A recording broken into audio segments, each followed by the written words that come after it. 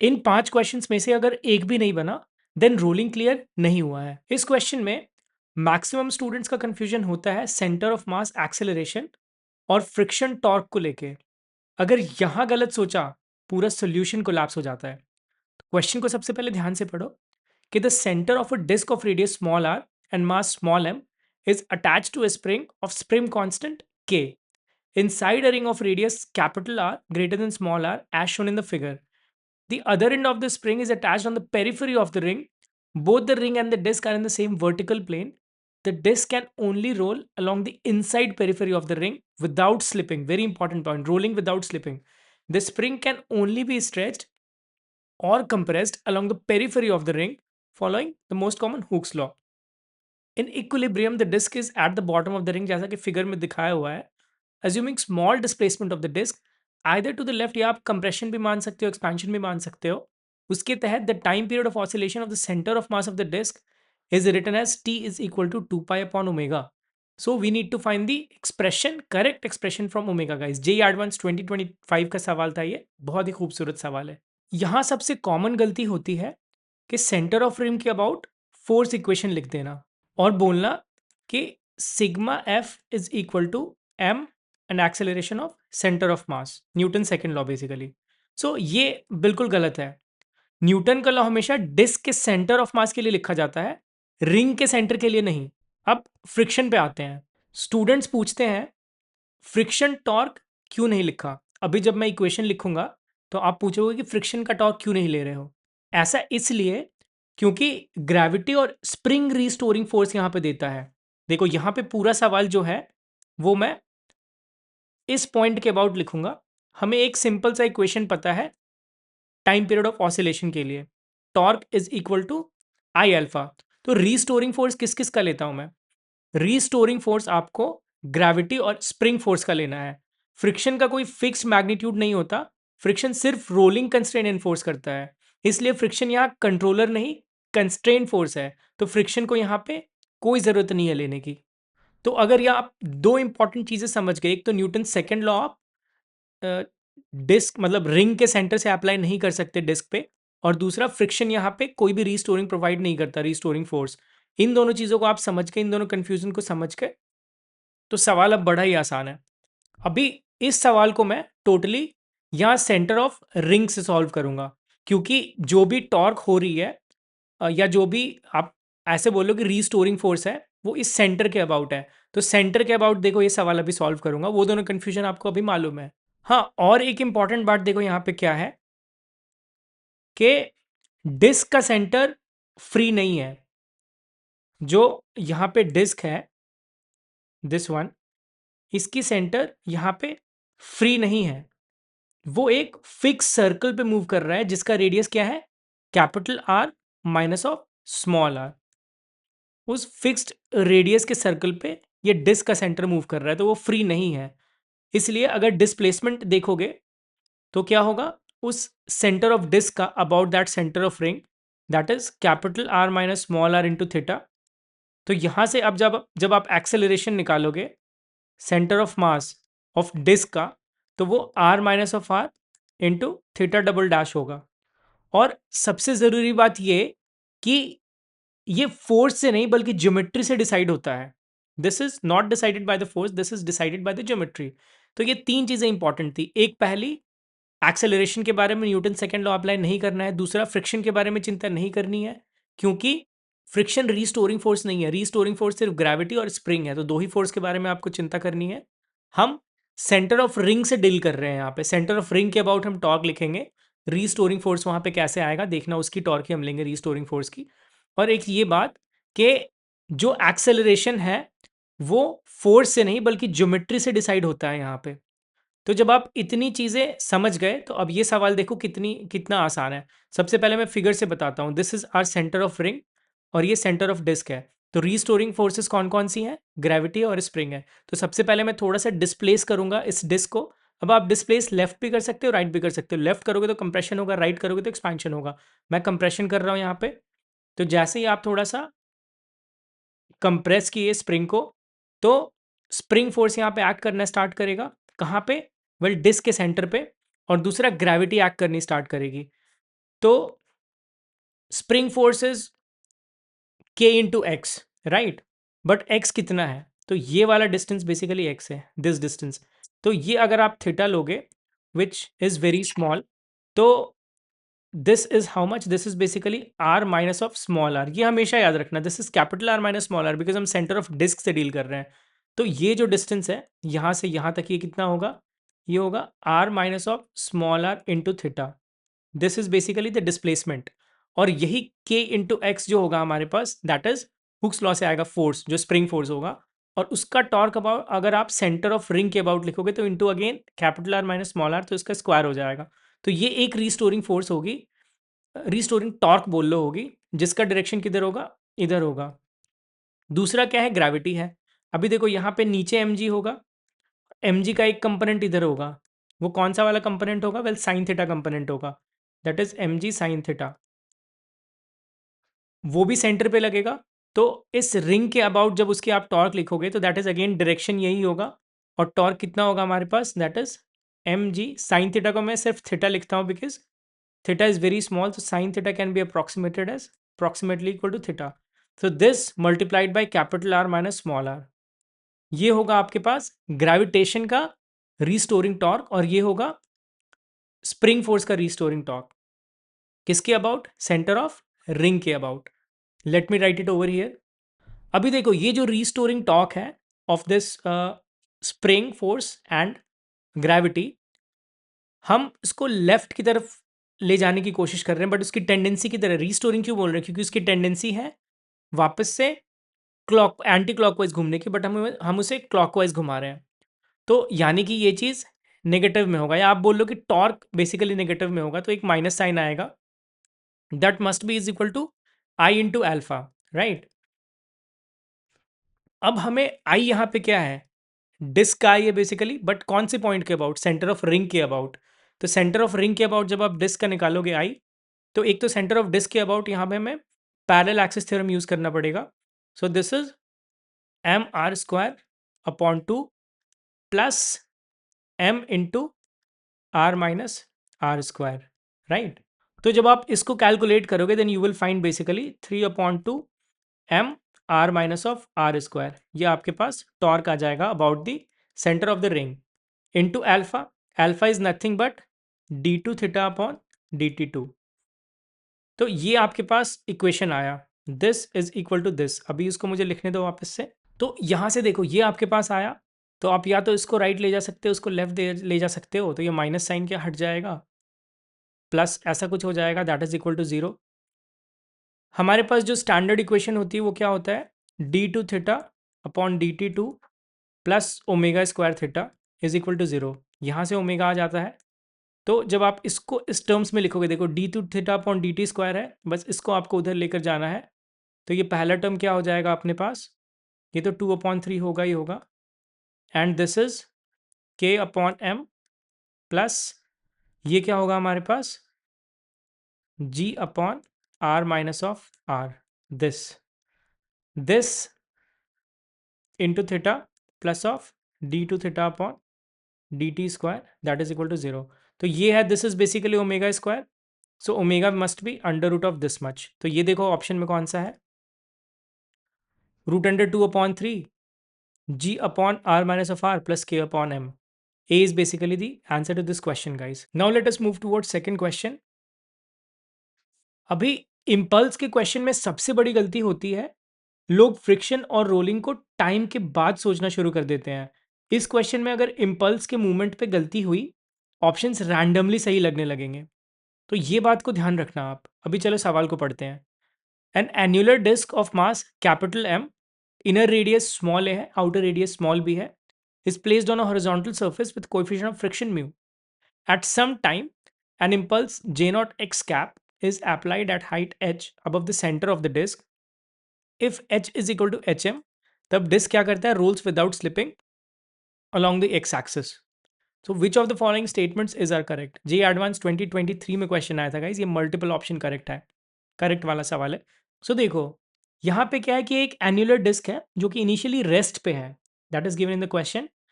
एक instantaneous impulse है, this J not, apply होता है इस पे, सेंटर से कुछ हाइट स्मॉल एच पे। सो इम्पल्स का मतलब क्या है? इम्पल्स का मतलब है that time is approximately equal to zero, उतने कम टाइम में फोर्स लग रही है। सो सिर्फ लीनियर और एंगुलर मोमेंटम चेंज होता है और कुछ भी चेंज नहीं होता है। सो सबसे इंपॉर्टेंट रूल इस क्वेश्चन के लिए क्या है गाइस, कि इम्पल्स के दौरान रोलिंग कंडीशन अप्लाई नहीं होता, रोलिंग डिसाइड होता है इम्पल्स के बाद। सो अगर मैं यहाँ पे इम्पल्स को देखते हुए, सबसे पहले मैंने बोला linear impulse and angular impulse. So linear impulse अगर मैं देखूंगा, सो जे नॉट जो लग रहा है that must be equal to mass of this annular disc multiplied by V. So यहाँ से वी आपके पास क्या आएगा, J not upon M.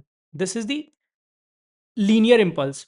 Angular impulse about centre अगर लिखूंगा मैं, तो क्या होगा, J naught into small H height is equal to I into omega. This is angular impulse, angular momentum basically I into omega. अभी एन्युलर डिस्क के लिए जो मोमेंट ऑफ इनर्शिया होता है that is half into capital M A square plus of B square होता है। This is very much evident. So यहां से देखोगे तो ओमेगा को मैं क्या लिख सकता हूं, that is 2 into J naught H upon M into A square plus of B square. अब इम्पल्स हो गई। इम्पल्स के बाद क्या होगा, वेल इम्पल्स के बाद सिस्टम डिसाइड करता है कि स्लिप करे या रोल करें। सो अभी ऑप्शंस को नहीं देखते हम, अभी जस्ट एज इट इज चलते हैं क्वेश्चन के जैसे। यहां से अगर प्योर रोलिंग हुआ, इम्पल्स के बाद की बात कर रहा हूं मैं, अगर प्योर रोलिंग हुआ तो जो वेलोसिटी होगा that must be equal to R omega. R क्या है, B. So B into omega ये होगा हमारे पास। तो v की वैल्यू अगर मैं रखूंगा यहां से, देखो v हमारे पास ऑलरेडी है यहां से, that is J not upon M. Just put that J not upon M that is equal to B into omega भी हमारे पास है यहां से, ओमेगा को रख देंगे यहां से। तो ये होगा 2 J naught H upon M into A square plus of B square. So यहां से एच एम हमारे पास आएगा। प्योर रोलिंग के लिए क्या था, H is equal to H M था। अब यहां पे मैंने प्योर रोलिंग मान लिया है, सो जो स्मॉल एच है उसको एच एम के बराबर होना पड़ेगा। So that is equal to A square plus of B square upon 2b। अब यहां से आपको एक एक करके ऑप्शंस को देखने हैं। यहां पे अगर मैं लिखूंगा H M is equal to A square plus of B square upon 2b in case of pure rolling. So सबसे पहला ऑप्शन है for mu not equal to zero A tendings to zero. जब ए हमारे पास zero होगा और mu को हमने zero लिया नहीं है, बट उससे हमें मतलब ही नहीं है फ्रिक्शन से, क्योंकि हमने यहाँ पे देखो क्वेश्चन में गिवन है कि फ्रिक्शन है, इम्पल्स हुआ उसके बाद प्योर रोलिंग स्टार्ट हुई, तो फ्रिक्शन है तो उसकी कंट्रीब्यूशन हुई होगी प्योर रोलिंग स्टार्ट होने में आफ्टर इम्पल्स। सो हमें एट लास्ट पता है कि प्योर रोलिंग हो गई, तो फ्रिक्शन का कंट्रीब्यूशन है या नहीं है इस बात पे हम ज़्यादा अमल नहीं करते हैं, बस हमें इतना पता है कि प्योर रोलिंग स्टार्ट हो चुकी है। So v is equal to B into omega हमने ऑलरेडी लगा लिया है, उसमें फ्रिक्शन का भी रोल है। So mu not equal to zero है, ए टेंडिंग्स टू जीरो है, तो ए आप जैसे ही यहाँ पे जीरो रखोगे that is equal to B square upon 2b। So B भी कैंसिल हो गया, that is equal to B upon 2 H M आ गया। तो फर्स्ट ऑप्शन करेक्ट है। दूसरा ऑप्शन अगेन वही है, फ्रिक्शन जीरो नहीं है। अब ए को बी बना दोगे आप, तो A square plus of B square है, तो B square plus of B square 2b square upon 2b होगा। This is nothing but B, तो H M is equal to B, ये भी ऑप्शन करेक्ट है। सी ऑप्शन क्या बोल रहा है कि for H is equal to H M the initial angular velocity does not depend on the inner radius A. ये भी देख लेते हैं। बोल रहा है जब H is equal to H M होगा, H is equal to H M होगा मतलब प्योर रोलिंग होगा, प्योर रोलिंग होगा मतलब velocity is equal to B into omega. यहाँ से अब ओमेगा की बात की जा रही है इनिशियल एंगुलर वेलोसिटी की, तो इनिशियल एंगुलर वेलोसिटी कितनी होगी, वी अपॉन बी होगी। अभी वी किस पे डिपेंड करेगा, वेल इम्पल्स है हमारे पास that is J not is equal to M into V. तो यहाँ से J not upon M V हो जाएगा, तो जो वी है वो इम्पल्स पे और मास पे डिपेंड कर रहा है, और ओमेगा जो है वो वी पे डिपेंड कर रहा है, मतलब जे नॉट एम, और बी पे डिपेंड कर रहा है, ए पे डिपेंड ही नहीं कर रहा। इसका मतलब क्या है, सी ऑप्शन भी करेक्ट है, इनर रेडियस पे डिपेंड नहीं कर रहा। डी ऑप्शन क्या है कि for mu is equal to zero H is equal to zero the wheel always slides without rolling. ये भी देख लेते हैं। बोल रहा है फ्रिक्शन भी नहीं है हमारे पास, that is friction is basically zero. And दूसरा क्या बोल रहा है कि एच जीरो है, एच जीरो है मतलब जो इम्पल्स है अब वो सीधा सेंटर पे लग रहा है। तो जब सेंटर पे सीधा यहाँ पे हमारे पास इम्पल्स ऐसे लगेगा जे नॉट, तो सेंटर के अबाउट ये कोई भी टॉर्क नहीं दे पाएगा और हमारे पास फ्रिक्शन भी नहीं है। तो फ्रिक्शन भी नहीं है, टॉर्क भी नहीं दे पाएगा, जस्ट एक फोर्स सेंटर पे लग रहा है, इसका मतलब क्या है, ये स्लाइड होता हुआ जाएगा। This is very much evident. तो स्लाइड होता हुआ जाएगा, देन ये क्या लिखा हुआ है, for mu is equal to zero, H is equal to zero, the wheel always slides without rolling. This is also correct. So all four options are correct guys. अब कई लोग यहाँ सोचेंगे कि मैंने फ्रिक्शन को यहाँ पे बिल्कुल भी कंसिडर क्यों नहीं किया इम्पल्स के बाद। सो उसका रीजन ये है कि इम्पल्स के दौरान फ्रिक्शन का इम्पल्स जीरो होता है, that is very much clear. इसलिए वी और ओमेगा सिर्फ इम्पल्स से डिसाइड होते हैं, बट इम्पल्स के बाद फ्रिक्शन एक्टिव होता है और सिर्फ ये चेक करता है कि v is equal to B omega, that is pure rolling satisfy हो रहा है कि नहीं। सिर्फ यही है फ्रिक्शन का काम यहाँ पे। So h is equal to H M पर ये कंडीशन पहले से ही सेटिस्फाई होती है, इसलिए फ्रिक्शन को कुछ करेक्ट करना ही नहीं पड़ता। दैट्स वाई मैंने फ्रिक्शन यहाँ पे कंसिडर ही नहीं किया है। Now let us move towards next question guys. इस क्वेश्चन में गलती तब होती है जब स्टोन और रोलिंग काइनेमेटिक्स को अलग अलग मोशन समझने लगते हैं हम। एक्चुअली ये pure rolling kinematics plus projectile का क्लीन कॉम्बो है। क्वेश्चन को ध्यान से पढ़ते हैं।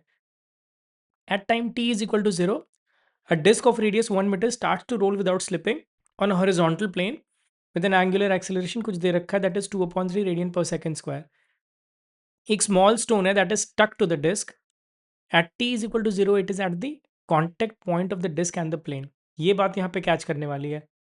t is equal to zero पे जो डिस्क है वो भी starts to roll, and t is equal to zero पे वो जो स्मॉल स्टोन है वो स्टक है हमारे पास at the contact point of the disc and the plane.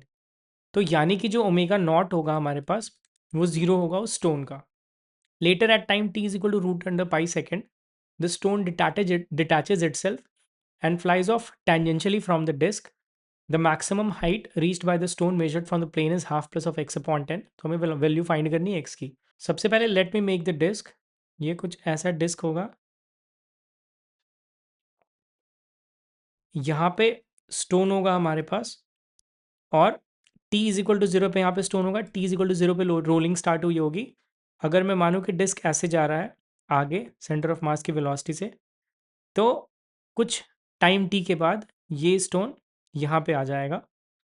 तो यहाँ पे जो इसके पास वेलोसिटी होगी इस पॉइंट पे टाइम t पे, एक तो टेंजेंशियल वेलोसिटी होगी रोटेशन की, और एक VCM होगा हमारे पास जो ट्रांसलेशन की वेलोसिटी होगी।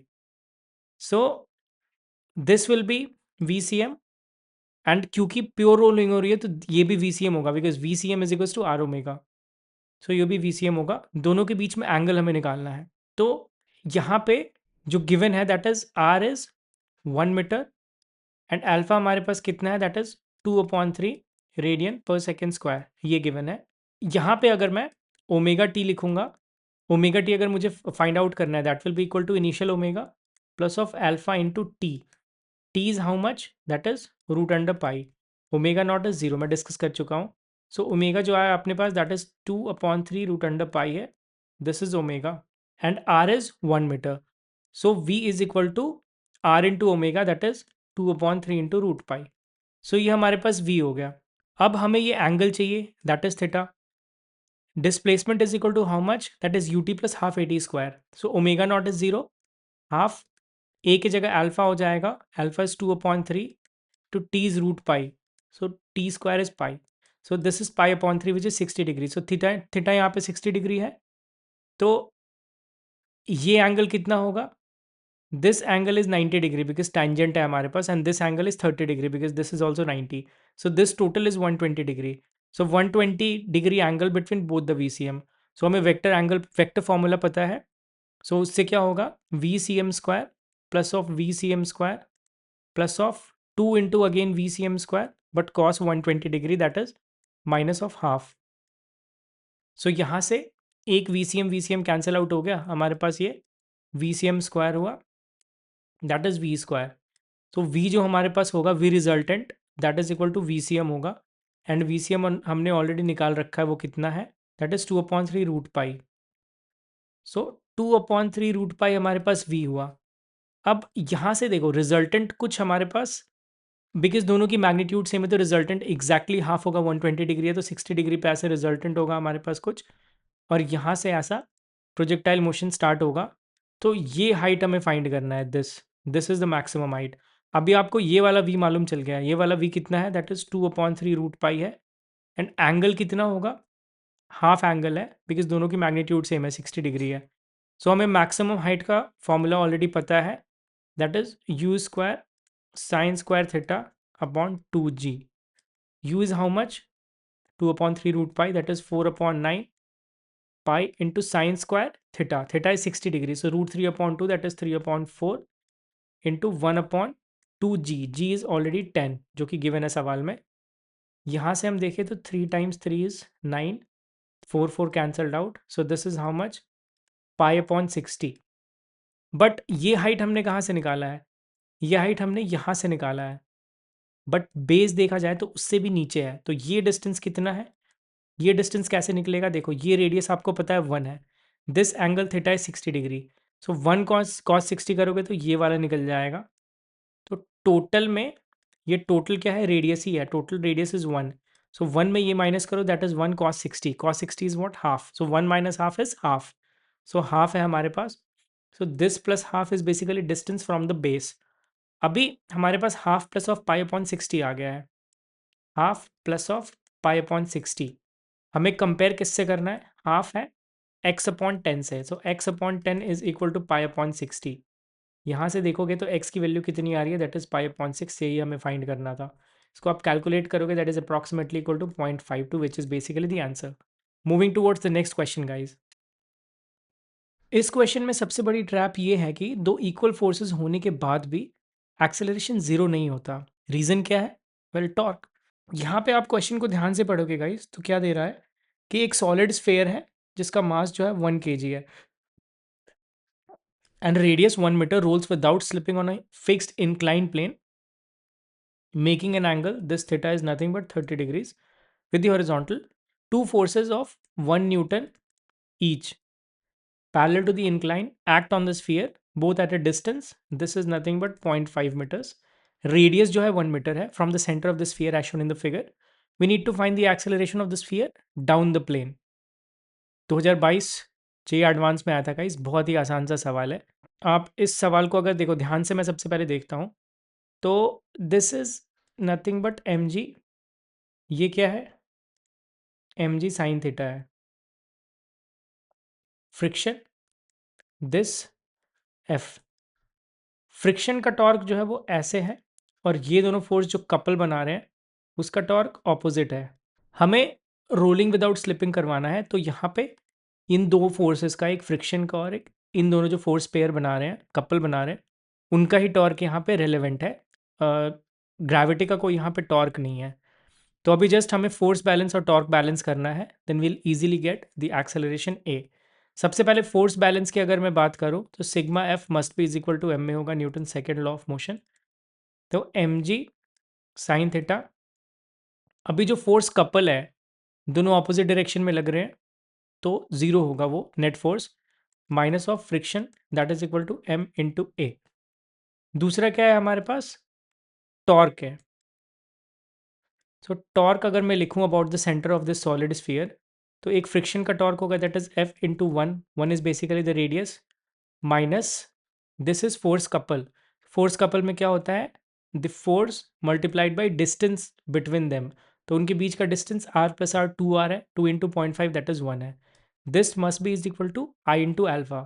सॉलिड स्फीयर का उसके सेंटर के अबाउट कितना होता है, I, that is 2/5 M R square into alpha that is A upon R, R is how much 1, ये भी 1 हो जाएगा हमारे पास, एंड एम इज ऑल्सो 1, तो ये क्या हो गया, 2/5 ए हो गया। इन दोनों को अगर आप ऐड कर दोगे, so F F will cancel out, so this is M is 1, G is 10, theta is 30, so sine 30 is half minus of this 1, that is equal to this and plus of ma, m is 1 again, so this is a, so this is 7a upon 5, and this is 2 times 5 is 10, so 5 minus 1 is 4। यहाँ से a कितना आ गया हमारे पास, that is 20 upon 7, which is basically equal to 2.1 approximately meters per second square, basically the acceleration guys and is the answer. No, this is actually see ये शायद मैंने यहाँ पे गलत लिख दिया. 20/7 is basically the answer, but this is how much? 2, 14, then 60, 7, 8 ja 56, 40, 7, 6, approximately 6 ja 42. So 2.86 is basically the answer, guys. 20/7 is 2.86, not 2.1. This is incorrect. Now moving towards next question. आखिरी सवाल इस वीडियो का, फोर्स सेंटर पे लग रही है फिर भी सिलेंडर रोटेट कर रहा है. क्वेश्चन है रोटेशन का सोर्स कौन है? Tell me. It's friction. ये क्वेश्चन नंबर 5 है गाइस, आखिरी सवाल है इस वीडियो का. ये क्या कह रहा है कि एक horizontal force F is applied at the centre of mass of a cylindrical object of mass small m and radius capital R perpendicular to its axis. हमें दिख रहा है फिगर में. The coefficient of friction between the object and the ground is mu. The center of mass of the object has an acceleration a. The acceleration due to gravity is small g. Given that the object rolls without slipping, which of the following statements is are correct? कुछ कुछ option given है. जे advance 2021 का प्यारा सा सवाल, multiple option correct वाला. सो इसके लिए मैं अगेन दो चीज़ें अपने पास है, that is Newton second law and torque का equation. Sigma F is equal to M A and torque का इक्वेशन हम लिखेंगे. तो यहाँ पे अगर आप फोर्स देखोगे तो फोर्स हमारे पास एक फ्रिक्शन यहाँ पे लग रहा है और एक ये वाला फोर्स है. एक्सेलरेशन आगे की तरफ हो रही है ए, ऐसा एज्यूम करके हम चल रहे हैं. तो यहाँ से अगर आप इक्वेशन लिखोगे तो F minus of F is equal to M into A होगा. This is Newton second law. और टॉर्क सिर्फ यहाँ पे फ्रिक्शन लगा रहा about the centre of this. So F is equal to what? I into alpha. Alpha को मैं A upon R लिख सकता हूँ. Friction into basically R, that is the torque, not F only. So यहाँ से friction कितना है? That is I A upon R square. इन दोनों को आप ऐड करोगे, that is F is equal to M A plus of I A upon R square. यहाँ से ए जो होगा that will be equal to F upon M plus I upon R square. That is basically A.